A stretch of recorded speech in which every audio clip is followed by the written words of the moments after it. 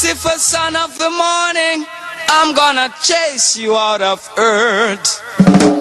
I'm gonna put on an iron shirt and chase Satan out of earth.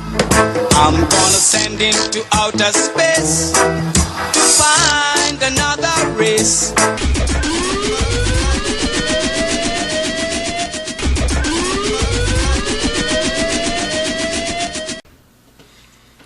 Greetings, great people, or great Abyssinian people.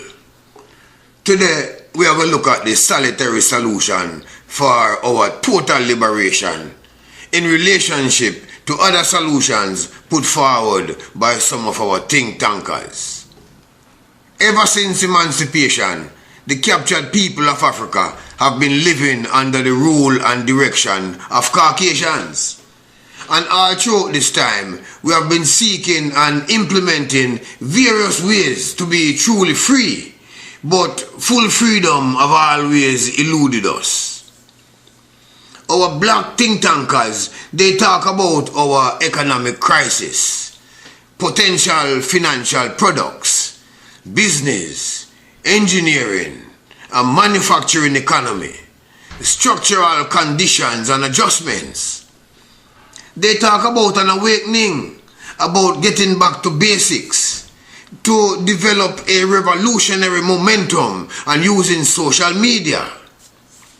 They even include the need for diplomacy, diversification, and various other programs like self-sufficiency, liberation, intellectual and political sophistication. They talk about all of that and more. They talk about developing a financial system that would enable us to break away from the US dollar, from the IMF and the World Bank.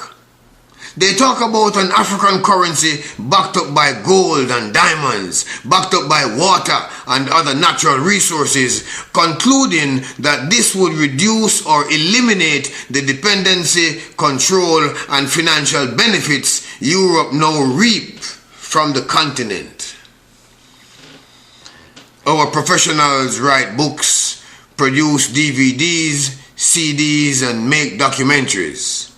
They appear on radio and TV where they carefully and methodically explain all that is needed to fix our people and our society. They are correct, but in only one aspect. Because they have been educated by modern Babylon and thus feed from the present Babylonian system of employment, they are only capable of putting forward tempered solutions acceptable to the slave master that would fall within the confines of their democratic and capitalistic platforms. Our think tank heads only talk about rebuilding, but nothing about defense. In the solutions they provide, they totally ignore the creation of instability by those who have been destabilizing our continent for the last 3,000 years. They skip over the question of what will the oppressor be doing while we are rebuilding? Well, what have they done in the past? Will they be watching and helping and cheering us on? Or will they be actively planning on how and when to take us down again?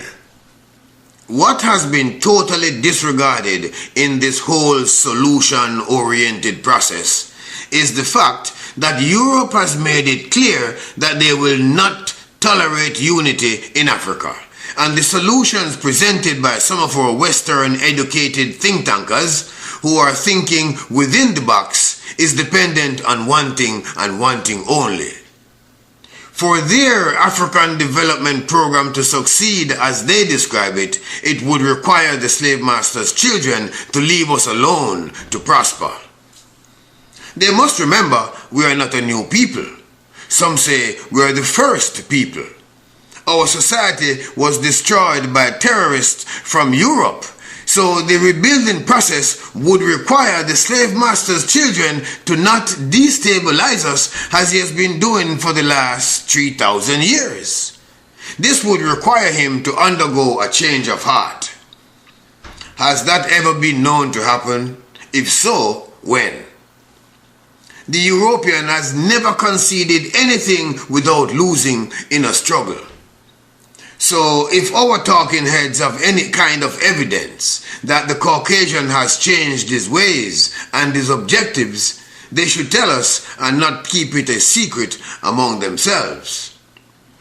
One professor said recently, it's all about the state of our consciousness. That if we think we have no power, then we have none. He went on to talk about the decline of American power all over the world, in Vietnam, in Korea, in Iraq. He spoke of former powers like Greece, Rome, and Britain. But what he failed to acknowledge is that all of them are the same people. They are all Caucasians, and they all behave in the same manner towards us. So the transfer of power from one slave master to another means nothing to us. It makes no difference in how we're treated. All of them are equal opportunity exploiters. When the British took Jamaica from the Spanish in 1655, the abuse of enslaved Africans did not stop. In 1963, Kwame Nkrumah from Ghana, Nnamdi Azikiwe from Nigeria, Haile Selassie from Ethiopia, Julius Nyerere from Tanzania, and other presidents formed the Organization of African Unity, the OAU, to resist European domination of Africa. In July 2002, Europe used ex-President Mbeki of South Africa to dissolve the OAU, and a watered-down African Union was put in its place. They knew they could influence Mbeki since he authorized and attended the state funeral of P.W. Botha, the white butcher of South Africa. You see, the word unity is very powerful, and so as not to further encourage the African into the practice of that word, their organization was renamed. These modern-day think tankers don't know who they're dealing with. Christopher Columbus, John Hawkins, Bartholomew Diaz, and other pirates did not attend university. But these are the kind of guys who represent those nice white folks who our think tankers met in school. These think tankers might even accommodate the thought that slavery ended because white folks had a change of heart. They did not. It ended because they were losing property, money, and relatives every day on the plantations. So what did the slave master's children do in 1921 to Black Wall Street in the US? What did the children of the slave master do to the rebuilding efforts of Marcus Garvey in 1923? How about the town of Africville in Nova Scotia, Canada in 1964? What did they do on all three occasions? They destroyed our attempts at nation building. That's what they did. What did they do to the Black Panther Party and other black organizations whose original program was feeding and teaching the unfortunate in their communities? The leaders were imprisoned and killed, and the membership left in confusion. Our capabilities are without question. Our efforts are unlimited. Our desires are achievable. There is nothing wrong with us. Our mental capacity is functioning at a high level. We have a deep sense of spirituality and morality, and we have high regards for family, community, and all other forms of life on earth. Our competence to build and develop a nation is obvious. The real question is, when are we going to develop a defensive program or purchase a weapon powerful enough to deter those who seek to rob and wage war against us, so as to steal our natural resources and to get their way as they did in South Africa, in Zimbabwe, in Libya, on the Ivory Coast, and everywhere else on the motherland? We must understand that the enemy have no intention of allowing us to access our natural resources in order to rebuild. So we will have to secure access without his approval. He is a genetic, criminal-minded, self-serving monster. And that's why Kwame Nkrumah said in 1963, "Freedom is not a commodity which is given to the enslaved upon demand.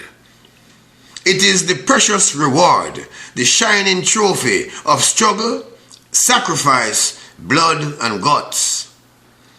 So building schools, universities and technological centers sounds good. It echoes nobly in speeches, but it's not the solution today. Amilcar Cabral from Guinea said, "The only solution is to take up arms." That's what he said. And after that, we should never put them down. Look what happened to Charles Taylor when he transferred himself from a freedom fighter using the laws of self-preservation to a politician using the laws of Westminster. We don't need more theories or academic rationalizations. The European terrorists have not changed. He will never change. The terrorists are depending on us not to fight back, but to wait for the return of the Jesus they told us about, and some of our ancestors have been waiting for hundreds of years. So far, nothing. We are the only ones dying.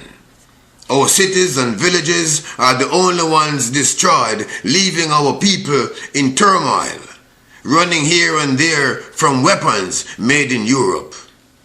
In the meantime, Europe remains calm and peaceful, a place where people go to work and play without fear of attack from drones or artificial diseases. Now is not the time to think academically or to implement any development programs. We have done all that, and the enemy has destroyed or taken over all of them for his use. We have no planned defense against him, and we do not plan any attack against him either. We're like sitting ducks in a pond or birds in the open sky. The European terrorists did not defeat Shaka Zulu the first time they waged war against him using cannons. The terrorists were defeated a few times, and after each victory, Shaka Zulu would return to community affairs.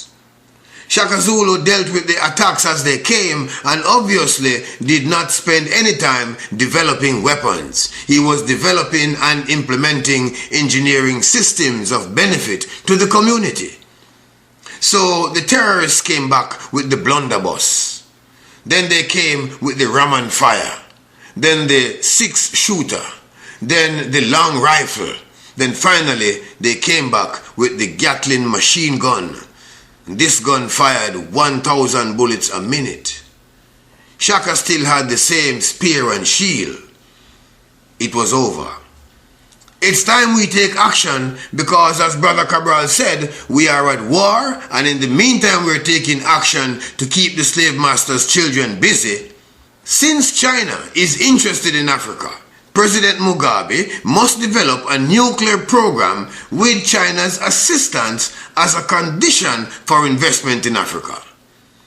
And if any leader allows the entry of China before such is agreed to, President Mugabe should also have a secret policy to remove those leaders from power one way or the other permanently.